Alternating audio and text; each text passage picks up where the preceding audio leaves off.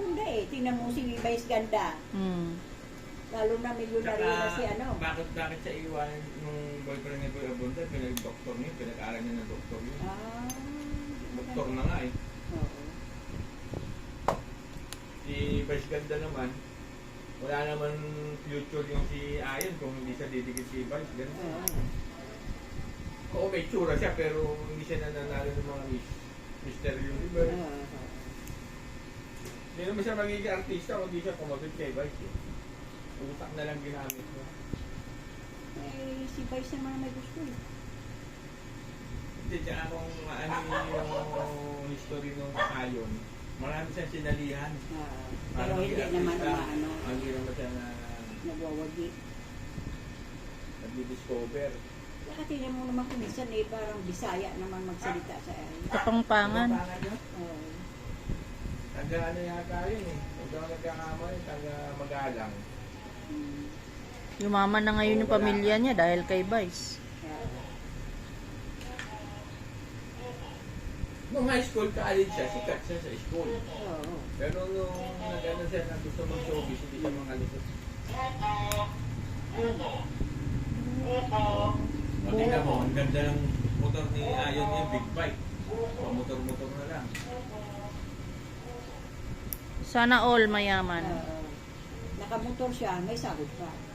Nagtawag pa siya sa showtime. Nagkaroon siya ng slot store. Ang Sana dyan, pag all. nalakos si Vice, Yun lang. hindi ka tulad ni Boy Abunda, hindi naman siya artista eh, manager siya eh.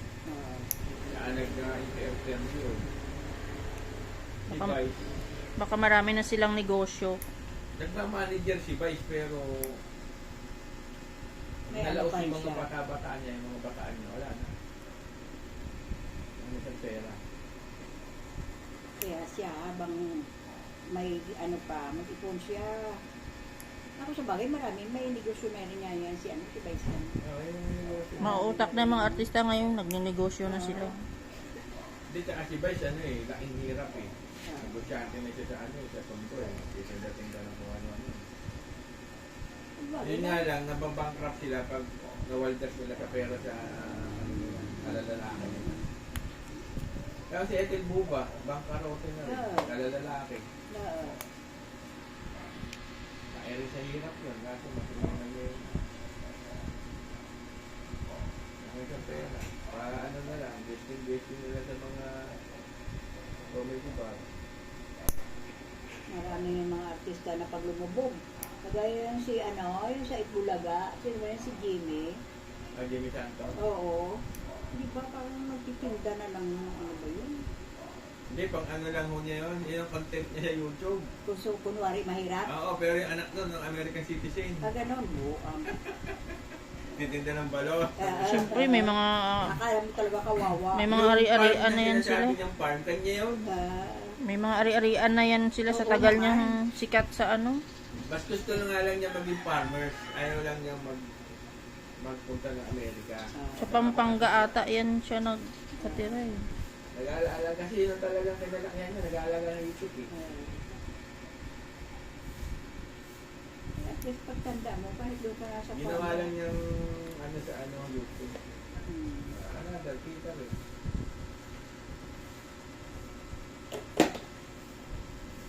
Ang talagang ano dyan, sina Dick Israel, yung mga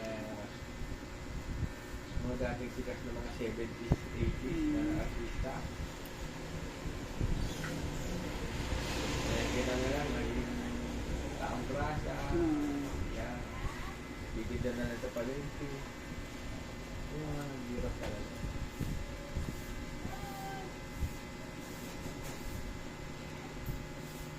Wala rin bang tubig sa inyo kahapon? Wala daw. Kasi nasa Bacurao kahapon eh. Sabi ng anak ko. Buong wedding ko, mo nagtubig. Oo daw. Pero yung kuryente, Okay. meron dito, meron po. Dito nga eh, ito meron. Yung Kabila. ka-block namin, kaya sa likod wala. Ano kasi mahina? Mahina kasi ang kuryente. Nung palang gabi na umuulan, kasi tiyaga ng kidlat, wala na silang kuryente. Kasi nakakatakot kasi. Pinutukan pala yun dyan sa may plako. Ah. Tinamaan ng kidlat. Oo. Yun ang nakakatakot. Bumubuhay talagang ganun, no? Oo. Dito, kita rito eh. Oo. Galit na galit. Oo. Tapos, Sobrang galit. Dito, kala mo may ilaw na sumabog. Pala, doon na yung taklabaw. Galit na galit talaga yung Kaya kidlat. nakakatakot kung may maano ang tao. Oo, yung tamaan. Eh, mga kabataan pala mo ngayon, hindi mo naniniwala sa ganun. No? Eh, pero Sa pag cellphone natamaan, kasi. isa ka na. Lalo sa dagat. Oo. Yung ano, yung nang, di ba dati, ang uso na radyo, yung transistor, Oo. yung plywood, yung lawanit mo Oo, yung likod, oo. sa baterya. Ganit sa pasan nung magsasaka yung radyo na rito doon sa Pampanga. Tinamaan na kidlat. Oo.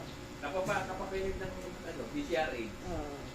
Kasi mahina yung volume nun, kaya tatapat mo sa tinga mo. Natanghalian tapat, tinamaan ng kidlat. So, minsan nakakatakot talaga yung kidlat mo. Marami kasi dyan namatay. Meron kasi kami kapitbahay, bata pa. Tapos Sa yung TV, dagat. di ba? Pinapapatay sa inyo Oo, TV. TV. Nanonood. Yung mga salamin, tinatakip pa Oo. niyan. Pero hindi Eh, lalo naman- na yung cellphone, alam mo pagkain mo ng Oo. TV ka. Nanay ko naglalagay ng suka sa mga sulo, sa mga haligi. Bakit ba? Pag yung kidlat ng kidlat. Bumubuhit na ganyan. Kasi sa mga poste yan tumatama, di ba? Saka sa... Ewan ko, ba't nilalagyan niya ng suka? Ayun Pati kami, nilalagyan niya ng suka. Eh, maasin yun eh. Siyempre, mga ano yun, mga... Basta yung mga noong panahon ng mga matatanda. mga kastila, gano'n. Takot yata yung kidlat sa suka. Kahit nga lang yung nagpapasang ka ng araro, yung, di ba yung hati- Karamihan na tinatamaan yung mga sakpalayan, eh, no? Oo, yung hawakan ng araro, di ba Ay, bakal yun eh. Hmm. Tapos yung papasanin, eh, parang antena yun, ano yun, tinatamaan din yun, kahit Oo. kung kanyang panapal. Bakal yun eh. May mga kabataan yun, ha, hindi naniwala sa ganun. Ang dami na nga ang namamatay sa ganun.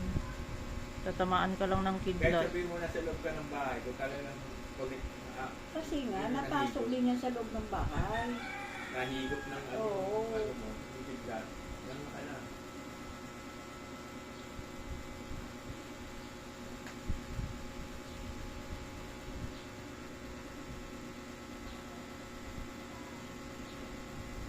Pag na-tape ko ang mga bata kami, bagong ligo ka, hindi ko makapagsuklay. Kasi may kumot kong salamin. Natago.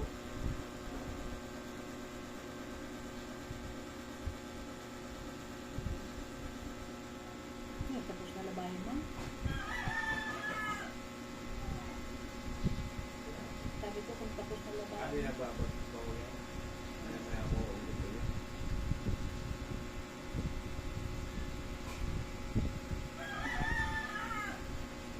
Tulog na ba ako, ano eh, enjoy ko lang. Oo. Pag type mo lang, Ikot ko siya, tapos kami lang. Kung wala akong maisip na gagawin, ituloy yung paglalaba. Pag may naisip ko, okay, take it.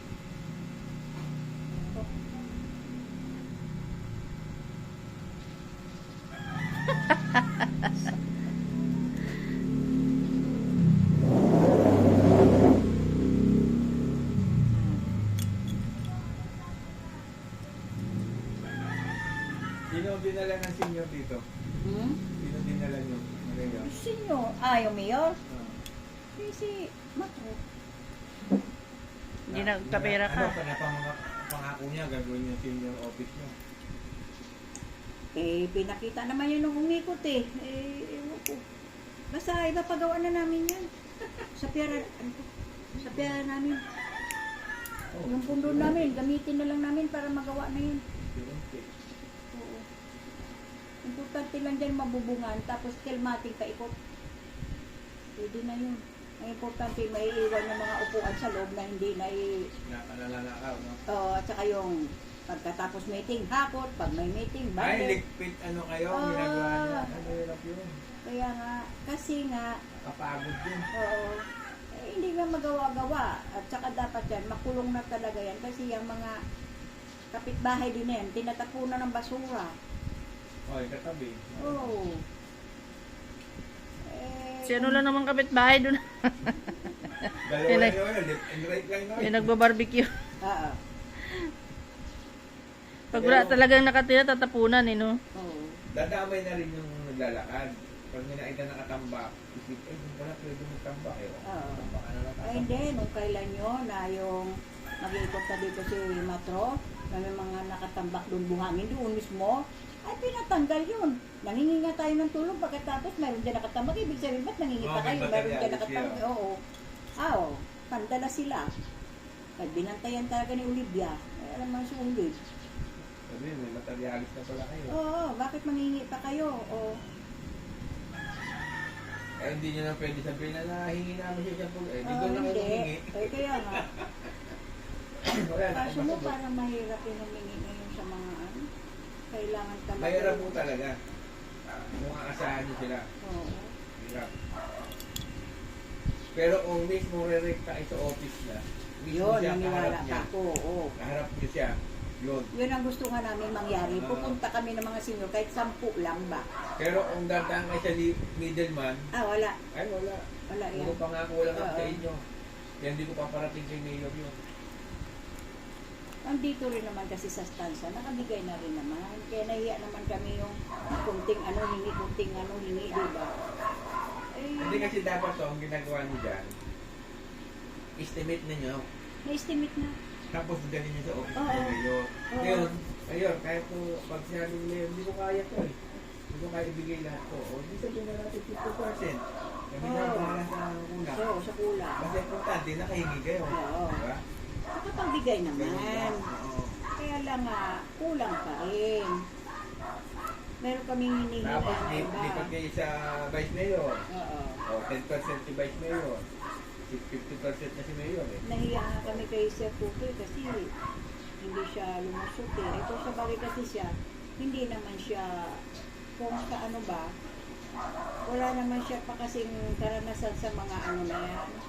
Kaya tuloy si Munding ang nanalo sa Vice Sa Mayor. dapat to, hindi lang Mayor, pati Councilor, Oo. pati Congressman, bigyan yung letter. Pumunta na nga yan sila doon sa ano, sa Tracy. Sa Kapitolyo. Dala niya Ay sabi, tawagan. Anong nangyari sa tawag? Ngayon, kung sino sumagot ng 100%, eh, hindi maganda. Kaya nga. Pero babalik namin pag yung mga nangako na yan. Balikan namin yan. Dapat face-to-face talaga ang usapan. Oo, hindi pwede yung verbal lang, nakiso ganito, padala kayo ano. Opisina mo. Wala yan. Hindi yan mangyari. Mamaya, nagpalawal nga si Mayor, di nakarapan sa inyo. Oo. Ano nga. Tapos eh, nakita kayo ng Mayor.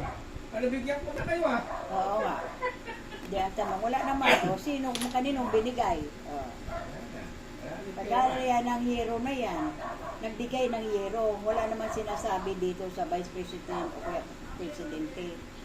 Ang kumuha pala, yung doon sa gate at nilagay daw doon sa may ano, sa may iniistakan ng